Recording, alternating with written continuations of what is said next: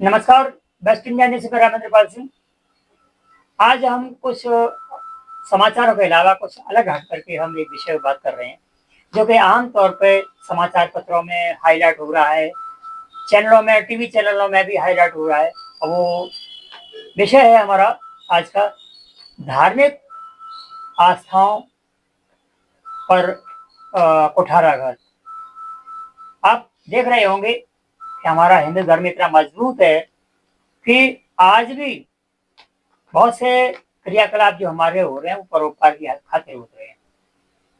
इस बीच में कुछ लोग स्वार्थ सिद्धि के लिए जो उसके दुरुपयोग कर रहे हैं धर्म का, धर्म के नाम का, धार्मिक क्रियाकलापों का आप आए दिन देख रहे होंगे। तो मैं आज चर्चा कर रहा हूँ, हमारे साथ जुड़े हुए हैं श्री विपिन भारद्वाज जी, जो कि विश्व हिंदू परिषद के एक खास कार्यकर्ता हैं। तो वैसे भी और हिंदू धर्म के नाते भी, एक संस्था के नाते तो अलग बात है। हम यानी हिंदू धर्म की चर्चा कर रहे हैं, तो सबसे पहले बात ये आती है कि ये हमारा, क्योंकि देखिए हिंदू धर्म ये बहुत ही विशाल है और बहुत ही सहृदय लोग है, लेकिन धार्मिक क्रियाकलापों की आड़ में जो लोग साजिशें रच रहे हैं, अब इसी साजिश है या स्वार्थ सिद्धि है जो कि इन चीजों का दुरुपयोग कर रहे हैं, उस पर चर्चा कर रहे हैं। सर, सबसे पहले आपको नमस्कार। नमस्कार रामेन जी। जय श्री राम। जय श्री राम। बहुत दिनों बाद आपके दर्शन हुए। आज क्योंकि सब विषय ही कुछ ऐसे आ रहे हैं निकल करके सामाजिक गतिविधियों में, तो उन पर चर्चा करना जरूरी होता है जी। तो आज ये, क्योंकि देखिए ये बहुत ही, ये सब्जेक्ट जो है धार्मिक जो है बहुत ही उफान ले रहा है, लोग अलग अलग चर्चाएं कर रहे हैं। अभी फिलहाल समाचार पत्रों में आपने बहुत सारे देखे होंगे, शास्त्री को लेकर के और उसको लेकर के, जाति को लेकर के, धर्म को लेकर के, उनको लेकर के, और काफी मामला उछाल मार रहा है। तो ये पहली बात, इस चर्चा का विषय यही है कि आज ऐसा क्यों हो रहा है, लोग क्यों कर रहे हैं और क्या करना चाहिए आम जनता को। तो बेचारे आज धर्म के नाम पे चंदा भी देते हैं, कलेक्शन देते हैं, धार्मिक क्रियाकलाप कराते हैं। तो सर बताएं। दरअसल क्या है रामेन जी, आपको थोड़ा समझना पड़ेगा। 2014 से पहले जब केंद्र में सरकार नरेंद्र मोदी की नहीं थी, तो उससे पहले जो भी सरकारें रही वो कहीं ना कहीं मानसिकता कांग्रेस की रही। और कांग्रेस की मानसिकता को हम इस तरह समझने का थोड़ा प्रयास करेंगे कि आज अगर कहीं चर्चा जवाहरलाल नेहरू की होती है तो मीडिया भी, प्रबुद्ध लोग भी, कांग्रेस भी, राजनीतिक टॉपिकों बाद में लेते हैं। नहीं, मैं यहाँ से आपको ये बताना चाह रहा हूँ कि ऐसा क्यों होता है। तो ये सब लोग कहते हैं जवाहरलाल नेहरू का नाम क्यों लेते हैं, लेकिन नाथूराम गोडसे ने गोली मारी, इस बात को लेके आज भी वो बीजेपी को जलील करते हैं, संघ का नाम लेते हैं कि उन्होंने मरवा दिया। लेकिन ये नहीं बताते हैं कि नाथूराम गोडसे ने गोली मार दी, उसके विरोध में पुणे में 5,000 ब्राह्मण परिवारों को सड़क पे खींच खींच के मार डाला गया। ये बात न तो बीजेपी का कोई नेता कहता है और ना ही वो तो कहेंगे ही क्यों। तो हमारे देश में जो विसंगति है वो धर्म को लेकर शुरू से रही है, लेकिन अब तक लोगों की जो 2014 से पहले मानसिकता थी राजनीतिक लोगों की, उनका सोचना यह था कि मुसलमान वोट, दलित वोट, एक दो जातियां और जुड़ जाए तो सरकार बन जाती थी। पिछले जब से 2017 से योगी आए हैं तो उत्तर प्रदेश में ये समीकरण थोड़ा गड़बड़ा गया है, क्योंकि योगी महाराज संत एक आदमी है, पुरुष है, और जो संत होते हैं वो कहीं ना कहीं त्यागी तो होते ही हैं। अब कोई आदमी कुछ भी किसी के ऊपर लोकतंत्र में स्वतंत्र है कि कीचड़ उछालने के लिए, तो वो उन्होंने उस व्यवस्था को जोड़ने का प्रयास किया। होता क्या है कि समाज में अगर आप देखने जाते हैं तो कहीं हमें गरीब भी दिखता है, कहीं अमीर भी दिखता है, कहीं बीच का भी आदमी दिखता है। गरीब आदमी का सम्मान न तो बीच का करता है और अमीर तो करता ही नहीं है, लेकिन हाँ उसी संख्या में से कुछ लोग करते हैं। तो अब आप उनको परसेंटेज में तोलने लगेंगे तो इसके लिए बहुत लंबा आपको विषय जानना पड़ेगा। वो होता क्या है, हम एक दो घटनाओं को लेके जातियों का उन्मूलन करना शुरू कर देते हैं। अभी जैसे लेटेस्ट एक आपने उदाहरण देखा होगा, इटावा में एक भागवताचार्य को कुछ लोगों ने मारपीट कर दिया, जो कुछ भी किया जो बहुत गलत हुआ, ऐसा नहीं होना चाहिए। लेकिन अगर आप उसके मूल में देखेंगे तो कहीं ना कहीं विपक्षी पार्टियों की वो एक बहुत बड़ी साजिश थी, और उसमें एक दूसरे को इसलिए लड़वाने की लगता है क्योंकि एक दिन में कोई आदमी किसी को पीटना पाटना शुरू नहीं कर देता है।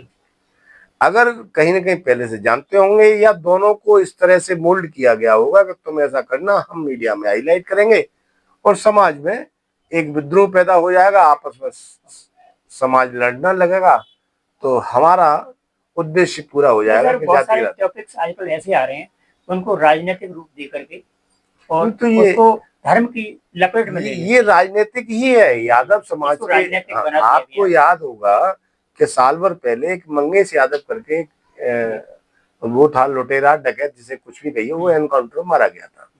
अखिलेश यादव ने ये कहा था कि यादव समुदाय पे एनकाउंटर हो रहे हैं। कितना बड़ा गलत और बहुत छोटा बयान है। आप मुख्यमंत्री रहे हैं इस देश प्रदेश के, यादवों पे थोड़ी हो रहा है, जो गुंडे मवाली हैं उन पे हो रहा है।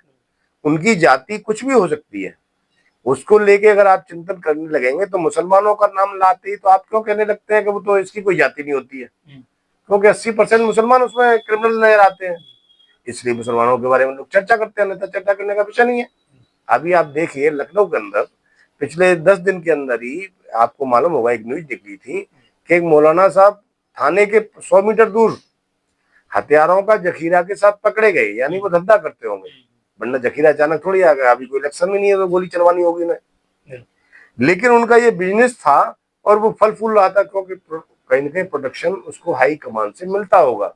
आज ऐसा मिलना बंद हो गया तो वो आपके सामने प्रदर्शित हो गया। तो ये हमारे देश में इस तरह से हो रहा था, और आपस में जातियों को लड़वा के अपनी अपनी राजनीति सेट करके समाज के दलित पीड़ित लोगों का शोषण करके उनको हम अभी तक यही बेचते रहे कि नल लाएंगे, कि पानी लाएंगे, कि बिजली लाएंगे, कि बिजली लाएंगे। देश 75 साल का हो गया, अभी तक जो मोदी सरकार आई है उसने घर घर नल की योजना चलाई है और जगह जगह गाँव में अब आपको लाइट भी दिखने लगी है। तो ये काम जो हो रहा है तो उनको ऐसा लग रहा है कि हम निकट भविष्य में कहीं हार न जाए तो जातियों में लोगों को बांट दो, क्योंकि मुसलमान तुम्हारा इकट्ठा वोट है, वो तो हमें देगा ही देगा, हमारे अलावा जाएगा कहाँ।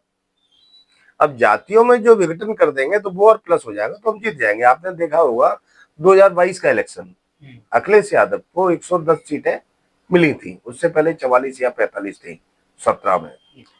तब आप देखिएगा 98% मुसलमान ने अखिलेश को वोट दिया। क्यों दिया? क्योंकि मुसलमान हमेशा वहां इकट्ठा वोट डालता है जहां बीजेपी की सरकार बनने को हो रही होती है, वो न बन पाए, क्योंकि उसको शुरू से यही पिलाया गया कि बीजेपी माने कट्टरवादी, आपको जीने नहीं देगी, आपको मार देगी। जब आप समाज में देखते हैं कहाँ कुछ हो रहा है। अभी आपने कल परसों देखा होगा, वो ताजिए का, कल ही देखा होगा, ताजिए का जुलूस निकल रहा था, कितनी शांति से निकला, किसी को कोई परेशानी नहीं, कुछ नहीं। और यही जुलूस समाजवादी पार्टी की सरकार में सड़कों पर हुजूम होता था और बदतमीजियां इस कदर होती थी कि वो ये भी नहीं देख रहे कि साइड में कोई चल भी रहा है, लेकिन लोग बर्दाश्त करते थे, तब लोगों को बहुत अच्छा लगता था। आज ऐसा सकून से निकल रहा है तो उनको बड़ा दर्द हो रहा है कि अगर सकून से निकला तो समाज जागरूक हो गया, यानी समाज हमारे कहने पर नहीं चल रहा, लिहाजा कल वोट न डाला तो क्या होगा। एक और आप उदाहरण ले लीजिए, इस देश में हो क्या रहा है, आप समझने की कोशिश करिए कि बलरामपुर में एक वो मौलवी साहब है, वो वैदगिरी का काम करते हैं, 3-4 दिन पहले उनको भी पकड़ा गया है। उनके पास 100 करोड़ की विदेशों से फंडिंग आई है, और उनका काम क्या है, वैदगिरी के साथ साथ वो लड़कियों को धर्मांतरण करते थे। उसमें उनकी रेट फिक्स थी कि ब्राह्मण जाति की लड़की के लिए इतना रेट हम आपको देंगे पैसा, लड़कियों को पकड़ के लाइए, दलित की के लिए इतना देंगे। किस कदर देश में इस तरह के कार्य हो रहे थे ताकि समाज को तोड़ दें, जातियों में विभाजित कर दें, अपनी तरफ जोड़ लें, तो किसी और धर्म में ले जाएं, फिर उस धर्म के लोगों के साथ एक धर्म को वोट जिता दें, फिर कल गजबाई हिंद हो जाए।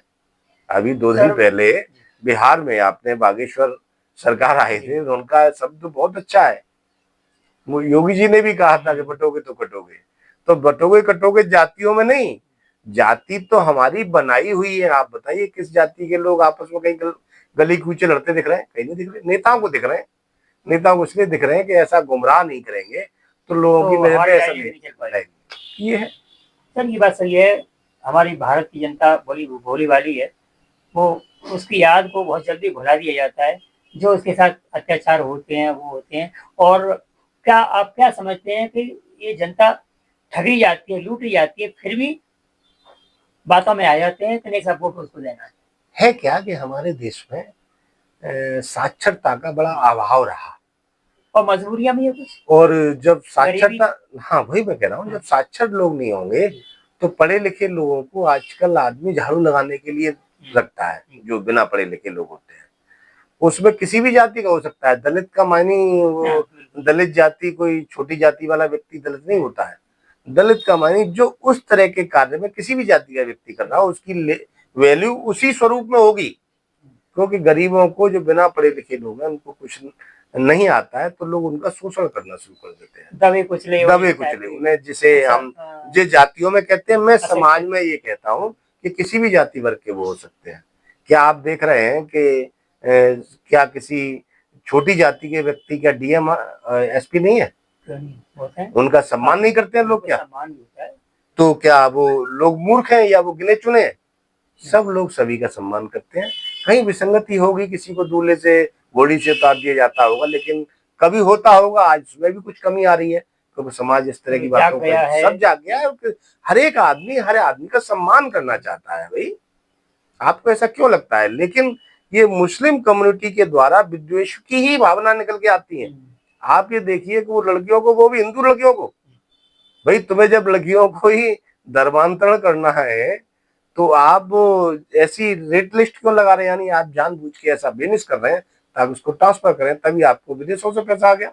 आम आदमी को तो कोई विदेशों से पैसा भेजता नहीं है। इसका मतलब धर्म को तोड़ने की साजिश, धर्म को तोड़ने की, वो विदेशी ताकतें बहुत बुरी तरह से लगी हैं। सारा विपक्ष इस रूप में लगा हुआ है, इसलिए मोदी को गाली देना, योगी को गाली देना।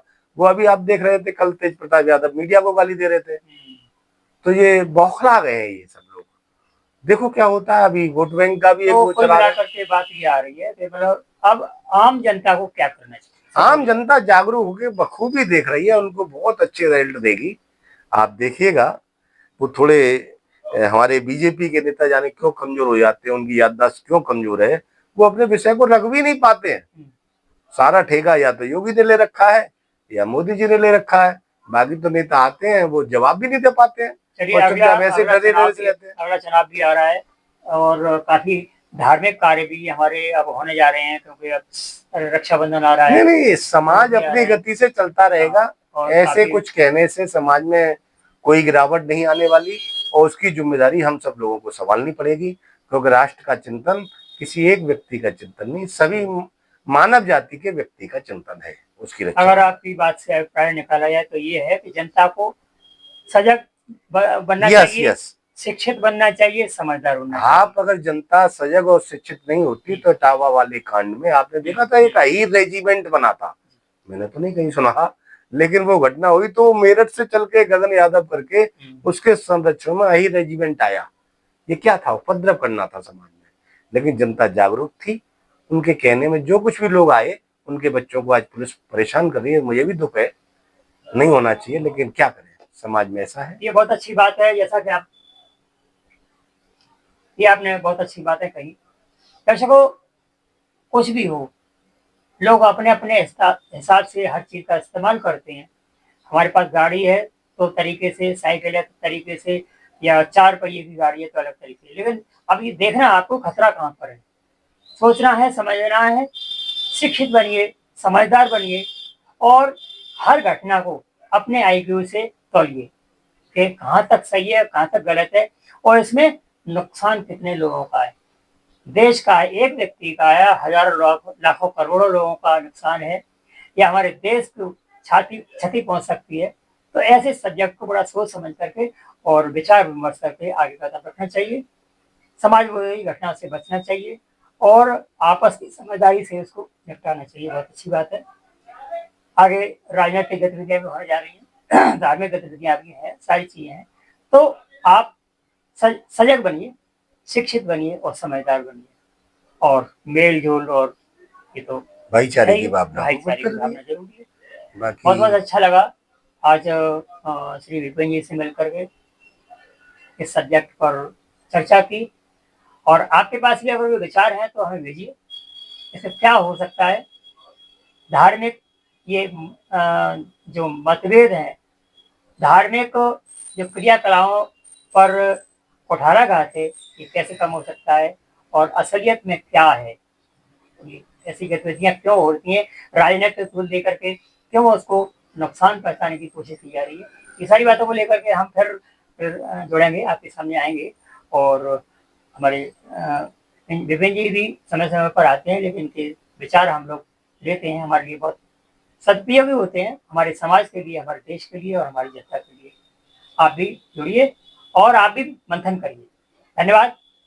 जय हिंद, जय भारत, नमस्कार। जय श्री राम।